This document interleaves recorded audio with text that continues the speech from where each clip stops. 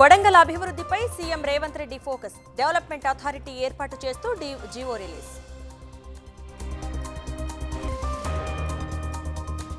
వివేకా కుమార్తె అల్లుడికి 41A నోటీసులు. ముగ్గురిపై పులివెందుల కోర్టులో చార్జిషీటు దాఖలు.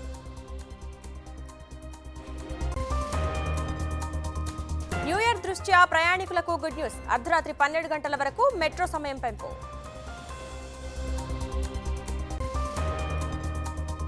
ఏపీలో ఉధృతంగా అంగన్వాడీల సమ్మె. మంత్రి ఉపశ్రీ ఇంటి ముట్టడికి యత్నం.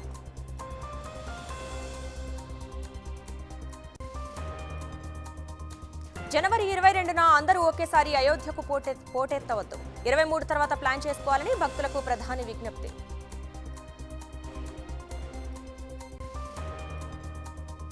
దేశంలో భారీగా పెరుగుతున్న కరోనా కేసులు. కొత్తగా 740 కేసులు నమోదు.